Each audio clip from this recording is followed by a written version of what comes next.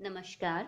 इससे पूर्व के लेक्चर में हमने चित्रण के तत्व रेखा, रूप, वर्ण, तान और पोत के बारे में विस्तार से चर्चा की। इस लेक्चर में हम अंतराल और क्षय वृद्धि के बारे में विस्तार से चर्चा करेंगे। अंतराल space the artist who works in two dimensionals begins by making marks on a flat surface. The surface is his space, the world in which he constructs the plastic order of his art. अंतराल चित्र का वह तत्व है जिसके अभाव में संयोजन असंभव है। द्विआयामी चित्रभूमि ही चित्र का अंतराल है, यानी चित्रकार जिस चित्रभूमि पर कार्य करता है द्विआयामी होती है, उसमें केवल दो आयाम होते हैं, लंबाई और चौड़ाई। यही अंतराल है, स्पेस है। अंतराल का संकुचित अथवा शाब्दिक अर्थ व्यवहारिक नहीं होगा, क्योंकि कला की भाषा में भूमि का विभक्तीकरण व व्यवस्था अंतराल के अंतर्गत आते हैं। कला के अंतर्गत किसी भी चित्रभूमि को बांटना ही अंतराल के अंतर्गत आता है। प्राचीन भारतीय शिल्प शास्त्रों में इसके महत्व का वर्णन है। सम्रांगण सूत्रधार में भूमि बंधन, अभिलाषितार्थ चिंतामणि में स्थान निरूपण तथा विष्णु धर्मोत्तर पुराण में इसे स्थान की संज्ञा दी गई है। अंतराल की परिभाषा: चित्रकार जिस चित्रभूमि पर अंकन कार्य करता है वह स्पष्टतया द्विआयामी होती है। जैसा कि पहले बताया है, चित्रकार जिस भी चित्रभूमि पर सरफेस पे पेंटिंग का या ड्राइंग का कार्य करता है वह द्विआयामी होती है, उसमें केवल लंबाई और चौड़ाई होती है। यही अंतराल अथवा स्थान है। इसी को हम अंतराल कहते हैं, स्पेस कहते हैं या स्थान कहते हैं। यही चित्रकार का वह क्षेत्र है जिस पर वह रूप का निर्माण करता है, यही अंतराल कहलाता है। चित्रभूमि का वह क्षेत्र परिमित होने पर भी चित्रकार इस पर असीम अनुभवों को नंदतिक अभिव्यक्ति प्रदान करता है, यानी जो उसकी भावनाएं हैं, कलाकार की जितनी भी भावनाएं हैं वह उनको सुंदरतम रूप में अभिव्यक्त करता है। अक्षत भूमि, ओपन और वर्जिन स्पेस सभी संभावनाओं, पॉसिबिलिटीज़ के लिए खुली है, यानी जो एकदम खाली चित्रभूमि है, खाली पेंटिंग सरफेस है, वह बहुत सारी पॉसिबिलिटीज़ के लिए खुली रहती है। अक्षत भूमि पर कार्य प्रारंभ करना शब्द पहेली के समान कठिन है। किसी भी खाली चित्रभूमि पर कार्य प्रारंभ करने से पहले हमको सोचना पड़ता है कि कहाँ से काम शुरू किया जाए, क्योंकि एक भी बिंदु उस पर रचते ही अंतराल में क्रिया, प्रतिक्रिया तथा संघर्ष, टेंशन्स प्रारंभ हो जाता है तथा भूमि कुछ भागों में बढ़ जाती है। जैसे ही हम किसी भी चित्रभूमि पर किसी भी शीट पे काम शुरू करते हैं तो काम शुरू करते ही वह कुछ भागों में बंटने लग जाती है, डिवाइड होने लग जाती है, स्पेस डिवाइड होने लगता है। इस प्रकार रूप तथा अंतराल का एक संबंध स्थापित हो जाता है और ऐसा करते ही फॉर्म का और स्पेस का एक संबंध स्थापित हो जाता है, जिसका संबंध चित्रकार की अनुभूति से है, उसकी भावनाओं से है, उसके विचारों से है। यदि हम किसी अच्छे चित्र पर सूक्ष्म दृष्टिगत करें, किसी अच्छे चित्र को देखें, गहराई से देखें, तो ज्ञात होगा कि चित्रकार चित्र की रूपरेखा तैयार करते समय पहले चित्रभूमि का प्राथमिक विभाजन करता है। कि कोई भी चित्र बनाने से पहले हम उस चित्रभूमि को बांटते हैं कि कितने हिस्से में हमें आकृति बनानी है और कितने हिस्से में बैकग्राउंड बनाना है या अन्य चीज़ें बनानी है, और इस विभाजन के आधार पर ही वह अपने चित्र को पूर्ण करता है। यदि हम अधूरे भारतीय लघु चित्रों को देखें तो इस विभाजन का ज्ञान हमें हो जाएगा और प्रत्येक शैली में यह विभाजन पृथक पृथक देखने को मिलता है। चित्रभूमि का विभाजन, स्पेस डिवीजन। चित्रभूमि पर रेखा अंकित करते ही वह दो भागों में विभाजित हो जाती है और ये विभाजन दो प्रकार का हो सकता है। पहला है समविभक्ति, फॉर्मल डिवीजन। रेखाओं की सहायता से चित्रभूमि को इस प्रकार विभक्त करना कि दाएं बाएं ऊपर नीचे का तल बराबर हो, यानी हम चित्र को इस तरह से बांटें कि उसके ऊपर, नीचे और दाएं बाएं एकदम बराबर जगह हो, तो इसे समविभक्ति या फॉर्मल डिवीजन कहते हैं। प्राचीन भारतीय चित्रकारों एवं मध्यकालीन यूरोपीय कलाकारों माइकल एंजिलो व रूबेंस आदि ने प्रायः समविभक्ति का ही प्रयोग किया है। समविभक्ति का प्रयोग संतुलन, एकता, शक्ति व समता आदि भावों को प्रदर्शित करता है। नेक्स्ट है असम विभक्ति, इनफॉर्मल डिवीज़न। इस विभाजन में जैसा इधर वैसा उधर वाली परिपाटी का पालन नहीं किया जाता। यानी इस विभाजन में जब हम चित्रभूमि को बांटते हैं तो उसके ऊपर नीचे का या दाएं बाएं का भाग बराबर नहीं होता है, बल्कि यहाँ कलाकार स्वतंत्र होता है कि वह किसी भी प्रकार का असम इनफॉर्मल डिवीज़न कर सकता है। इसके द्वारा मौलिकता व सृजन का पक्ष प्रबल होता है। यह विभाजन उत्तेजना, प्रगति, सृजन एवं क्रियाशीलता, क्रिएटिविटी का भाव उत्पन्न करने में सहायक होता है। ये स्लाइड में हमने 2 चित्र बताए हैं। पहले में है सम विभक्ति, जैसा कि हम देख रहे हैं कि इसको इस तरह से विभाजित किया गया है कि दाएं और बाएं भाग या ऊपर या नीचे का भाग एकदम बराबर है, इसलिए इसे हम सम विभक्ति कहते हैं। और दूसरे चित्र में दिखाया है असम विभक्ति। अगर हम इसको बीच में चित्रभूमि के एकदम बीचों बीच लाइन खींच दें तो इसके दोनों तरफ एकदम एक जैसा नहीं है, इसलिए इसे हम असम विभक्ति कहते हैं। इसमें जैसा इधर वैसा उधर वाली परिपाटी का पालन नहीं किया गया है। विभाजन की अन्य पद्धतियाँ। विभक्ति की कितनी ही प्रणालियों का प्रचलन रहा है, लेकिन सभी में दृष्टि की प्रवीणता व तोल ही सबसे अधिक कारगर सिद्ध हुई है। यानी केवल हम अपने आँखों से देख के, हमारी आँखें इतनी एक्सपर्ट हो कि हम उसको चित्र को इस प्रकार विभाजित करें कि वह बैलेंस लगे, वह आकर्षक लगे, वह सुंदर लगे, यही सबसे अधिक कारगर सिद्ध होता है। कलाकार को नए नए प्रयोग करके अपनी स्वतंत्र विधि का विकास करना चाहिए। यहाँ यह ध्यान रहे कि चित्रभूमि की विभक्ति के पश्चात संतुलन विभाजित तल के अतिरिक्त वर्ण एवं तान पर भी निर्भर करता है। यानी उसके रंग क्या है, उसकी तान टोन क्या है, इसके ऊपर भी बैलेंस निर्भर करता है। कुछ विभक्तियां इस प्रकार हैं। स्वर्णिम विभाजन सिद्धांत, प्रिंसिपल ऑफ गोल्डन सेक्शन। प्राचीन यूनानी कलाकारों ने स्वर्णिम विभाजन सिद्धांत का विकास कर कलाकृतियों में इसका प्रयोग किया है। यह ऐसी विभक्ति या ऐसा डिवीज़न है जिसका परस्पर संबंध इस प्रकार है, एबे अनुपात ऐसे समानुपात ऐसे अनुपात सेबे। यानी जैसे हम किसी रेखा को इस प्रकार विभक्त करें, जैसा कि स्लाइड में दिखाया गया है। एक रेखा है जिसको 2 भागों में बांटा गया है, एक भाग बड़ा है और एक भाग छोटा है। अब इसमें बड़े भाग का छोटे भाग से वही अनुपात होना चाहिए जो संपूर्ण रेखा का उसके बड़े भाग से अनुपात है।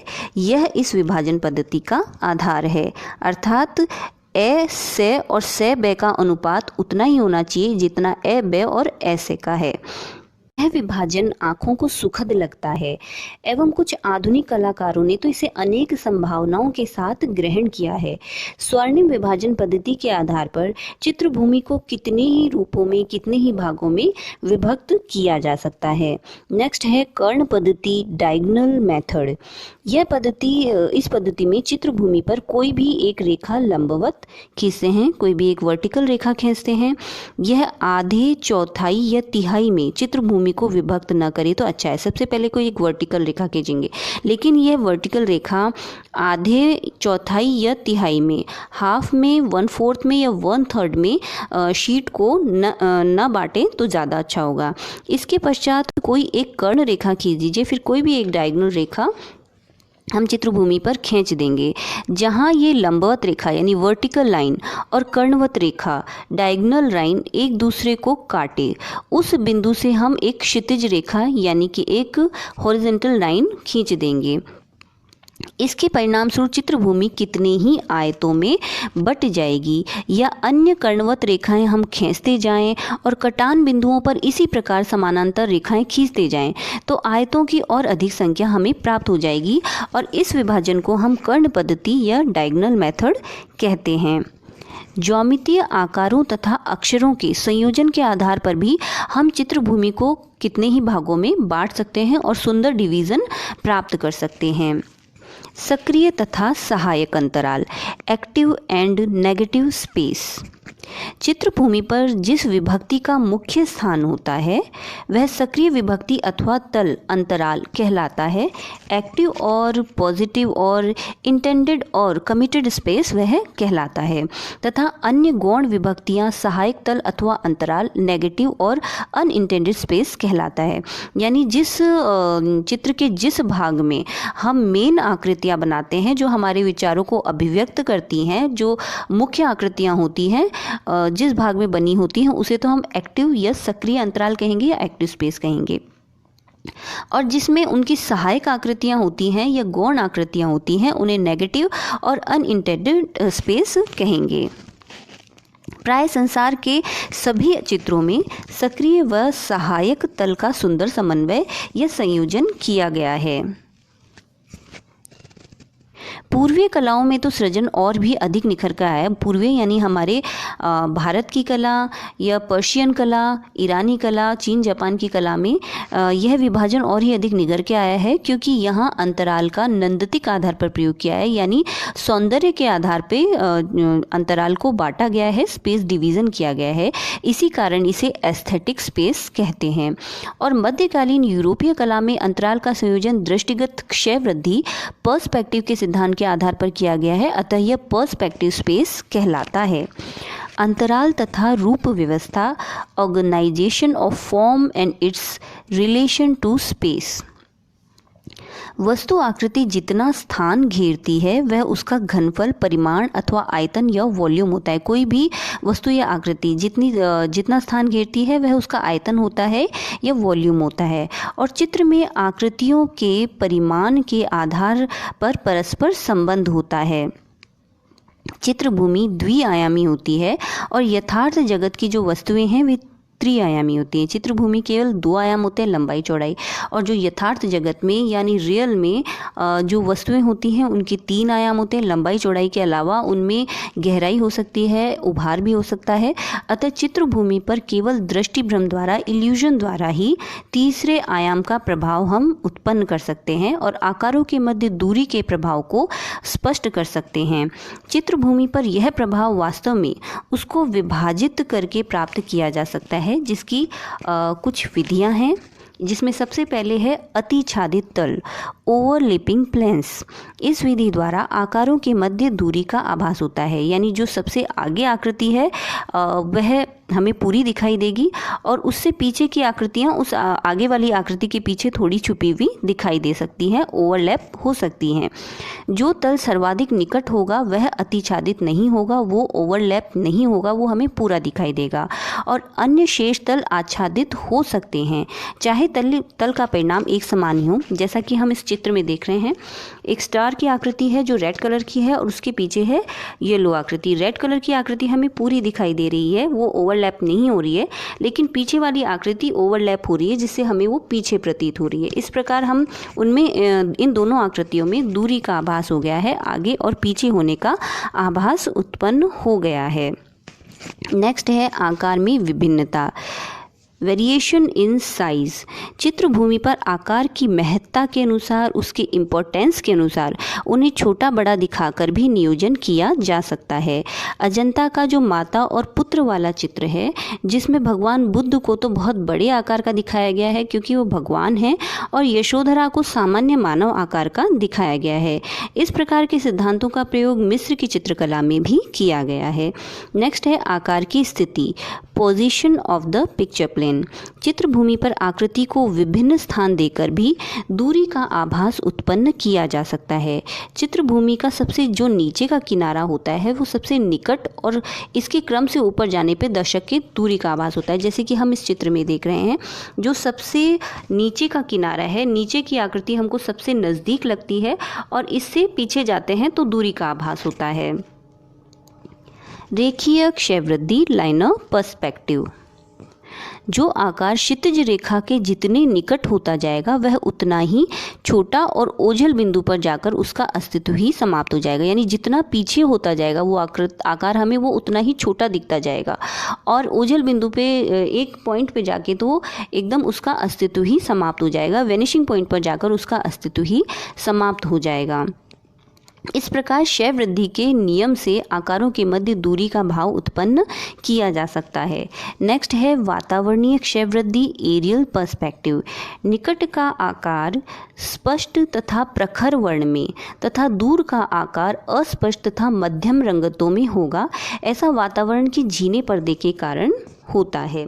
यानी जो आकार हमारे नज़दीक होगा वो हमें एकदम प्रखर रंगों में दिखेगा, एकदम साफ रंगों में दिखेगा, तेज रंगों में दिखेगा। और जो दूर के आकार होते हैं वो हमें अस्पष्ट और धुंधले रंगतों में दिखाई देते हैं। इस सिद्धांत का प्रयोग करके भी हम दूरी का प्रभाव उत्पन्न कर सकते हैं। चित्रभूमि पर गर्म वर्ण तथा शुद्ध रंगतों का प्रयोग निकटता और ठंडे तथा मिश्रित वर्णों का प्रयोग दूरी का बोध कराता है।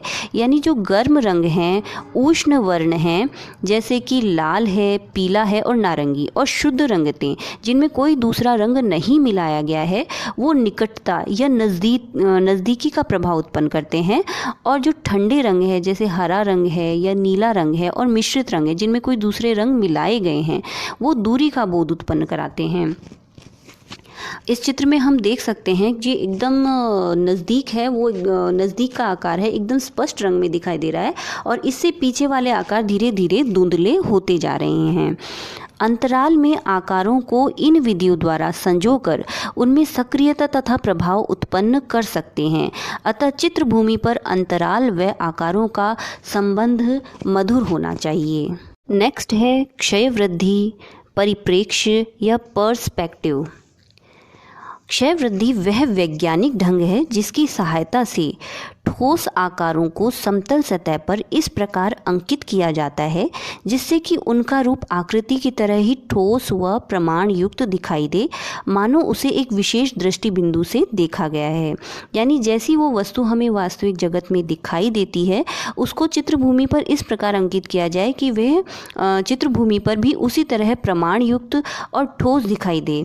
ऐसा करने पर आकृति के कुछ अंग अदृश्य हो जाते हैं और कुछ का क्षय हो जाता है।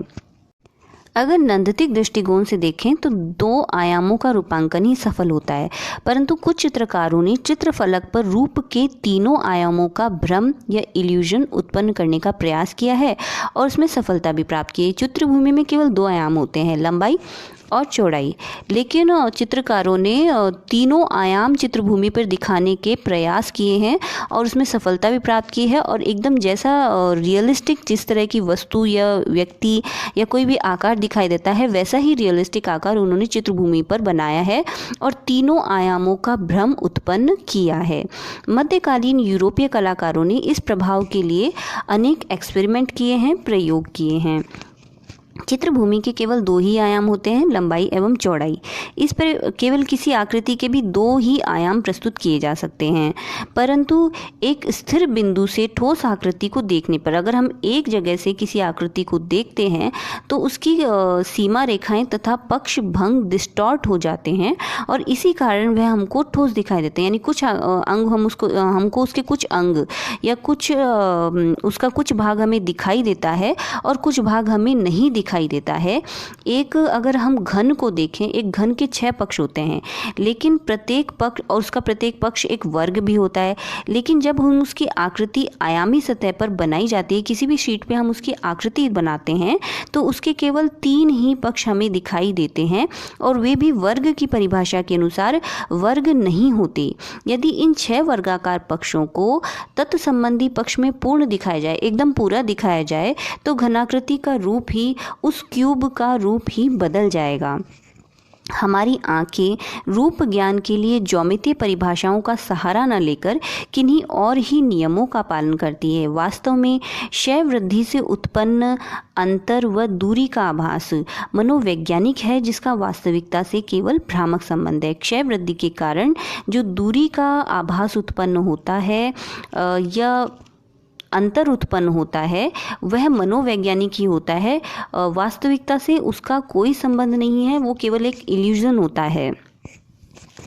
क्षय वृद्धि के इन सिद्धांतों को कुछ साधारण नियमों के द्वारा आसानी से समझा जा सकता है। यद्यपि चित्रकार क्षय वृद्धि का प्रयोग करता है, परंतु वह कभी भी गणित जैसी पूर्णता का प्रयत्न नहीं करता है।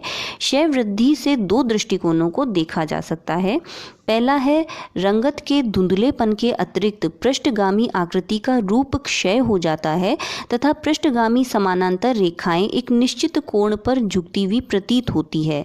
इस प्रकार दर्शाई गई क्षय वृद्धि रेखीय क्षय वृद्धि कहलाती है। यानी जो पीछे जाती हुई आकृतियां हैं वे हमें छोटी होती हुई प्रतीत होती है। यानी जैसे हम अगर पेड़ों की एक कतार देखेंगे तो सबसे आगे का जो पेड़ है वो हमें बड़ा दिखाई देगा और उससे पीछे जाते जाते वे हमें और छोटे छोटे छोटे दिखाई देंगे। इसी प्रकार अगर हम ट्रेन की पटरियों को अगर हम सेंटर में से देखें तो आगे जाके वे हमें आपस में मिलती हुई दिखाई देंगी जबकि वे समानांतर होती हैं। तो इस प्रकार जो क्षय वृद्धि दिखाई जाती है, जो पर्सपेक्टिव दिखाया जाता है, उसे रेखीय क्षय वृद्धि या लाइनर पर्सपेक्टिव कहते हैं। ये दूरी का आभास उत्पन्न करता है। नेक्स्ट है दूर की आकृति की रंगत पास की आकृति के परिप्रेक्ष्य में धुंधली और कम प्रकाशमान होती है। यानी जो दूर की आकृति होती है वो धुंधली दिखाई देती है और उसमें प्रकाश भी कम होता है, जबकि पास की आकृति एकदम स्पष्ट दिखाई देती है। दूर से दूरतर होने पर प्रत्येक रंगत का स्वभाव ठंडा हो जाता है। जो दूर की वस्तुएं होती हैं वो ठंडे रंगों में दिखाई देती हैं और जो नज़दीकी वस्तुएं होती हैं स्पष्ट और गर्म रंगों में दिखाई देती हैं। इस प्रकार केवल धुंध और वर्ण को पृष्ठगामी बनाकर भी वातावरणीय क्षय वृद्धि दिखाई जा सकती है। केवल रंगों को धुंधला करके हम एरियल पर्सपेक्टिव या वातावरणीय क्षय वृद्धि दिखा सकते हैं। सपाट सतह पर शीतल एवं पीत रंगों द्वारा दूरी का प्रभाव उत्पन्न किया जा सकता है। सिद्धांततः आकार दूरी के प्रभाव से शीतल एवं पीत अनुभव होते हैं। यानी दूर होने पर आकारों का रंग हमें ठंडा दिखाई देने लगता है क्योंकि उनकी रंगत प्रकाश, वायु तथा दूरी से प्रभावित होती है। इस प्रकार रंगत व तान में क्षय वृद्धि कहा जाता है। केवल आकार के क्षय या वृद्धि के आधार पर केवल आकार को छोटा या बड़ा करके नंदतिक दूरी यानी सौंदर्य से संबंधित दूरी का प्रभाव उत्पन्न करने को नंदतिक क्षय वृद्धि या एस्थेटिक पर्सपेक्टिव कहते हैं। यह वातावरणीय और रेखीय क्षय वृद्धि के वैज्ञानिक सिद्धांतों से भिन्न है। जैसा कि हमने पूर्व में भी बताया है अंतराल के अंतर्गत कि वातावरणीय और रेखीय क्षय वृद्धि ये तो वैज्ञानिक सिद्धांतों के पर आधारित होती है, लेकिन नंदतिक क्षय वृद्धि होती है इसमें हम आकार को छोटा या बड़ा उसके महत्व के अनुसार करते हैं। भारतीय लघु चित्रों में इस सिद्धांत का ही प्रयोग हुआ है। रेखीय क्षय वृद्धि लाइनर पर्सपेक्टिव उन सभी वस्तु आकृतियों को जिनका चित्रण विद्यार्थी को अपने अध्ययन काल में करना होता है कुछ ठोस ज्यामितीय आकारों में रखा जा सकता है, जैसे घन, घनाकार, क्यूब। इसके अंतर्गत कोई किताब, डिब्बे, संदूक इत्यादि को रखा जा सकता है। नेक्स्ट है बेलनाकार। इसके अंतर्गत गोल, डिब्बे या बोतल इत्यादि आ सकते हैं। और वर्तुलाकार या वर्तुलाकार, इसके अंतर्गत गेंद, मिट्टी का घड़ा इत्यादि को रखा जा सकता है। इन चीज़ों को सामने रखकर किसी भी विद्यार्थी को इनके अंकन की, इनके ड्राइंग की प्रैक्टिस करनी होती है। क्षय वृद्धि का प्रयोग घन और बेलनाकार श्रेणी के ठोस आकारों का अंकन करने के लिए ही अधिक होता है। इसमें भी घन श्रेणी के आकारों की रचना करते समय अधिक सावधानी की आवश्यकता होती है। क्षय वृद्धि के व्यवहारिक पक्ष को समझने से पूर्व इससे संबंधित कुछ विशेष पक्षों को समझना अधिक अच्छा रहेगा। क्षय वृद्धि से संबंधित पक्ष हैं जिसमें पहला है चित्रतल, पिक्चर प्लेन। वह काल्पनिक पारदर्शक भूमि है जिसके बीच से चित्रकार चित्रण वस्तु को देखता है।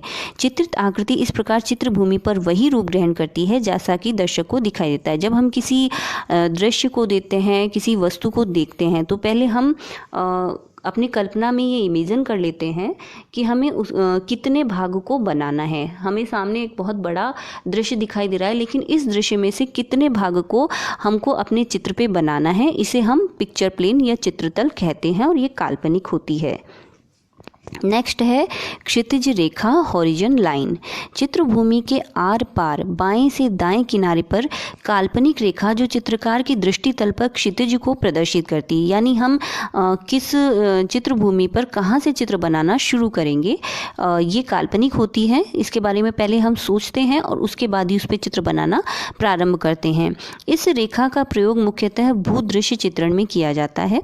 वस्तु चित्रण इत्यादि में ये रेखा काल्पनिक रहती है। अगर हम लेंस के बनाते हैं तो इस चित्र रेखा का प्रयोग करते हैं, लेकिन कोई वस्तु चित्र बना रहे हैं, स्टिल लाइफ बना रहे हैं, तो इसे केवल इमेजन करते हैं और जिस पर चित्रभूमि में से कोई कोण बनाती हुई रेखाएं मिलती हुई प्रतीत होती हैं। नेक्स्ट है दृष्टि बिंदु, पॉइंट ऑफ साइट। दर्शक की आंख के ठीक सामने क्षितिज रेखा पर एक काल्पनिक बिंदु मानकर त्रिआयामी रूप की रचना करते हैं। चित्रभूमि पर जो क्षितिज रेखा है, हॉरिजन लाइन है, जो हमने कल्पना की है, उस पर हम जहाँ से चित्र बनाना प्रारंभ करते हैं वह दृष्टि बिंदु है, पॉइंट ऑफ साइट है। ये भी काल्पनिक होता है, पहले हम इसका अनुमान करते हैं और उसके बाद ही हम चित्र बनाना प्रारंभ करते हैं। इस बिंदु को माने बिना आकृति के पार्श्व रूप का ठीक अंकन नहीं हो सकता और चित्र का स्वरूप भी बिगड़ सकता है। नेक्स्ट है स्थिर बिंदु, स्टेशन पॉइंट। वह स्थिति है जहां से दर्शक की आंख किसी आकृति को देखती है। जहां बैठकर हम किसी आकृति को देख रहे हैं उसको स्थिर बिंदु कहेंगे या स्टेशन पॉइंट कहेंगे।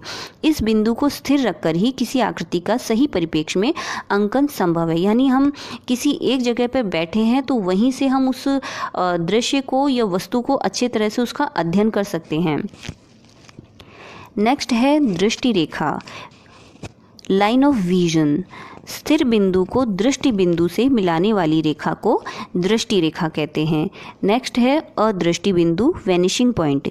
यदि किसी आकृति अथवा आकृति समूह की सतह पर कोई रेखा अथवा सीमा रेखाएं चित्रतल के साथ कोण बनाती हुई हों और उनको बढ़ाया जाए तो वो क्षितिज रेखा की ओर झुककर किन्हीं बिंदुओं पर मिल जाएंगी।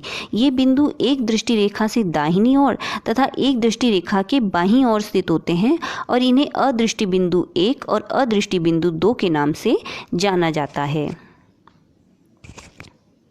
समानांतर एवं वक्र क्षय वृद्धि, पैरेलल और ऑब्लिक पर्सपेक्टिव। यदि किसी आकृति का एक पार्श्व चित्रभूमि के समानांतर हो यानी चित्रभूमि के पैरेलल हो और दृष्टि रेखा उसके मध्य से गुजरती हो तो उसे समानांतर क्षय वृद्धि कहेंगे। इसको एक अदृष्टि बिंदु होने के कारण एकल बिंदु क्षय वृद्धि, वन पॉइंट पर्सपेक्टिव भी कहते हैं। इसके विपरीत यदि आकृति के बाजू चित्रतल के साथ कोई कोण बना रहे हो, कोई एंगल बना रहे हो तो इसे वक्र अथवा कोणीय क्षय वृद्धि कहेंगे। इसे दो अदृष्टि बिंदु होने के कारण द्वय बिंदु क्षय वृद्धि, 2 पॉइंट पर्सपेक्टिव कहते हैं। इस संबंध में दो बातें जानना भी अत्यंत आवश्यक है कि चित्रतल के समानांतर स्थित सभी रेखाओं का कोई अदृष्टि बिंदु नहीं है। अगर कोई रेखा चित्रतल के समानांतर है, उसके पैरेलल है, तो उसका कोई अदृष्टि बिंदु नहीं होता है, कोई वैनिशिंग पॉइंट नहीं होता है। और चित्रभूमि से 90 अंश पर स्थित सभी रेखाओं का अदृष्टि बिंदु दृष्टि बिंदु ही होता है। अगर कोई रेखा चित्रभूमि से 90 अंश पर स्थित है तो उसका अदृष्टि बिंदु दृष्टि बिंदु ही होगा। आकारों में नंदतिक क्षय वृद्धि। आधुनिक चित्रण में जहां वस्तु, आकृति, वैज्ञानिक क्षय वृद्धि रूप के चित्रण पर अधिक ध्यान नहीं दिया जाता है, यहाँ दूसरे अर्थ में ही प्रयुक्त होता है। क्षय वृद्धि का अर्थ ही दृष्टिक्रम के कारण आकृति भंग का द्योतक है। यहाँ गोलाकार अंडाकार में बदल जाता है अथवा समकोण अधिक कोण अथवा न्यून कोण में बदल जाता है। यानी क्षय वृद्धि के आधार पर क्षय वृद्धि के नियमों को मानते हुए हम जब किसी वस्तु को चित्रभूमि पर बनाते हैं तो उसमें अगर वास्तविक आकार गोलाकार है तो वह क्षय वृद्धि के नियम के आधार पर हमें अंडाकार बनाना होगा। और इसी प्रकार अगर कोई समकोण है, जैसे किसी घन में समकोण होते हैं लेकिन क्षय वृद्धि के नियमों के आधार पर हमें उसे चित्रभूमि पर वह समकोण न्यून कोण या अधिक कोण में बदल जाता है। इस प्रकार के आकृति भंग को देखते देखते हम सभी अभ्यस्त हो चुके हैं और चित्रकार से भी यही अपेक्षा करते हैं। परंतु यदि चित्रकार आकृति को उसकी ज्योमेट्री सच्चाई से प्रस्तुत करे, यानी जैसा वह है चित्र उसी हिसाब से उसे प्रस्तुत करे, प्रेजेंट करे, तो दर्शकों को भी वह अनुचित लगता है। परंतु दूरीगत अनुभूति का आनंद प्राप्त कराने एवं दर्शक की स्वाभाविक जिज्ञासा के अनुभव को सजग कलाकार, क्रिएटिव आर्टिस्ट दूसरे प्रकार से ही प्रयुक्त करता है। इस प्रकार वह वस्तु रूप के अंकन से बचते हुए भी क्षय वृद्धि का पूर्ण सफलता से प्रयोग कर अपनी रचना को सफल करता है। इस संदर्भ में कलाकार द्वारा प्रयुक्त निम्न प्रक्रियाएं ज्ञातव्य हैं। सबसे पहले है आकृतियों का आच्छादन ओवरलैपिंग। इस प्रकार दृष्टि यद्यपि किसी विशेष अदृश्य बिंदु की ओर अग्रसर तो नहीं होती, परंतु चित्रभूमि से क्षितिज की ओर और क्षितिज से दृष्टि की ओर एक गति उत्पन्न होती है जो दर्शक को नंदतिक आनंद की अनुभूति कराती है। जैसे कि जो आकार हमें स्पष्ट दिखाई दे रहा है, पूरा दिखाई दे रहा है, वो नज़दीक प्रतीत होता है, और जो ओवरलैप हो रहा है वो हमें दूर दिखाई देगा और पीछे दिखाई देगा। नेक्स्ट है सहायक अंतराल का प्रयोग। इस प्रकार कलाकार रिक्त स्थान के माध्यम से होते हुए दर्शक की दृष्टि को एक आकृति से दूसरी आकृति तक ले जाता है। इसके लिए दोनों आकृतियों का अनुपात इस प्रकार निश्चित किया जाता है कि दृष्टि एक रूप से दूसरे रूप तक स्वभावतः ही गतिमान होती है और रिक्त स्थान को पार करते हुए दूसरे रूप तक पहुंचती है और नंदतिक आनंद की अनुभूति कराती है। श्रय वृद्धि का मूल ध्येय भी यही तय करना होता है, जिसे मनः साइकिक डिस्टेंस कहते हैं।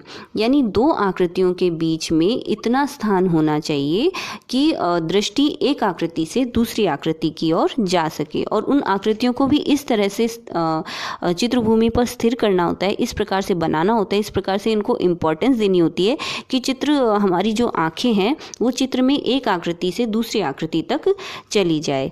नेक्स्ट है निर्देशक रेखाओं द्वारा क्षय वृद्धि। अग्रगामी तथा पृष्ठगामी प्रभाव उत्पन्न करने के लिए निर्देशक रेखाओं का प्रयोग भी किया जाता है कि आगे की आकृति और पीछे की आकृति इसे दिखाने के लिए हम निर्देशक रेखाओं का प्रयोग कर सकते हैं। वातावरणीय क्षय वृद्धि, एरियल पर्सपेक्टिव। जिस प्रकार रेखांकित आकृतियों द्वारा या फिर लाइनर पर्सपेक्टिव के द्वारा हम ठोस वास्तविकता एवं गहराई की अनुभूति देते हैं, यानी तीसरे आयाम को हम दिखाते हैं, उसी प्रकार इस गहराई को रंगत और मान, रंग और उसके मान के आधार पर भी हम तीसरे आयाम को दिखा सकते हैं। वातावरण की धुंध के कारण थोड़ी दूर की वस्तुएं भी अधिक दूर दिखाई देती है। अगर जो हमारा वातावरण है या वायुमंडल साफ नहीं है, उसमें धुंध है या कोहरा है, तो पास की वस्तुएं भी हमें दूर नजर आती हैं, और अगर वातावरण एकदम साफ है तो दूर की वस्तुएं भी हमें निकट दिखाई देती हैं। चित्र में दूरी एवं निकटता का बोध कराने के लिए आकारों को छोटा बड़ा प्रदर्शित करने के अतिरिक्त रंगत एवं मान की विभिन्नता भी दिखाई जाती है। केवल आकार को छोटा या बड़ा दिखाकर ही हम किसी वस्तु को निकट और दूर नहीं दिखा सकते, हम रंगत के आधार पर और मान के आधार पर भी उसे दूर और निकट दिखा सकते हैं। जैसा कि इस चित्र में दिखाया है कि पास की आकृति एकदम स्पष्ट रंग में दिखाई दे रही है और दूर की आकृति जैसे जैसे दूर होती जा रही है वैसे वैसे वह हल्की दिखाई दे रही है, धुंधली दिखाई दे रही है। रंगत, गर्म और ठंडे रंगों में गर्म रंग आगे बढ़ने वाले अथवा अग्रगामी तथा ठंडे रंग पीछे हटने वाले और पृष्ठगामी होते हैं। यानी गर्म रंग हमें नज़दीक प्रतीत होते हैं और ठंडे रंग हमें दूर प्रतीत होते हैं, पृष्ठगामी होते हैं, डिसेंडिंग होते हैं। चित्र के वे भाग जिनमें गर्म रंगों का प्रयोग किया जाता है ठंडे रंगों द्वारा रंगे गए भागों के आगे दिखाई देते हैं। जिनमें हमने गर्म रंग यानी लाल, पीले, नारंगी इत्यादि रंगों का प्रयोग किया है वो हमें नज़दीक दिखाई देते हैं, और जो ठंडे रंगों में रंगे गए भाग हैं जैसे नीले या हरे रंग में रंगे गए भाग हैं वो हमें पीछे दिखाई देते हैं। इंद्रधनुष की सातों रंगती इस क्रम में आगे बढ़ते रंगों को प्रस्तुत करती है, जैसे बैंगनी, नीला, आसमानी, ये सब पृष्ठगामी रंग हैं, डिसेंडिंग कलर्स हैं। और फिर हरा है जो मध्य में रहता है, और अग्रगामी या एडवांसिंग कलर्स हैं पीला, नारंगी और लाल। तान, जहाँ तक तान का संबंध है, प्रकाश से अधिक संबंधित तान अग्रगामी तथा अंधेरे की ओर जाने वाली तान पृष्ठगामी होगी। मतलब जो हल्की तान है या प्रकाश से संबंधित है वे हमें अग्रगामी दिखाई देती हैं, एडवांसिंग दिखाई देती हैं, और जो अंधेरे की तरफ जाती हैं या गहरी होती जाती हैं वे पृष्ठगामी या डिसेंडिंग होती है। इस प्रकार श्वेत से श्याम की ओर बढ़ने वाले मान पृष्ठगामी होंगे, अर्थात जो श्वेत मान है या हल्के रंग हैं वे हमें आगे दिखाई देंगे, और जो गहरे होते जाते हैं वो पृष्ठगामी होते जाएंगे, हमें पीछे दिखाई देंगे। परंतु यह भी कोई निश्चित नियम नहीं है। यदि पृष्ठभूमि और आकृति के मान के विरोधाभास पर भी यह निर्भर करता है। यदि एकदम सफ़ेद पृष्ठभूमि पे कोई काली आकृति अंकित कर दी जाए तो वह आगे आती हुई लगेगी। इसी प्रकार एकदम काली पृष्ठभूमि पर कोई सफ़ेद आकृति अंकित कर दी जाए तो वह भी हमें अपनी पृष्ठभूमि को छोड़कर, बैकग्राउंड को छोड़कर आगे आती हुई प्रतीत होगी। हमारा यह टॉपिक यहीं पर कंप्लीट होता है। आगे भी मैं समय समय पर इस प्रकार की जानकारी आपको उपलब्ध करवाती रहूँगी। सो प्लीज़ इस YouTube चैनल को ज़रूर से सब्सक्राइब करें। Thank you.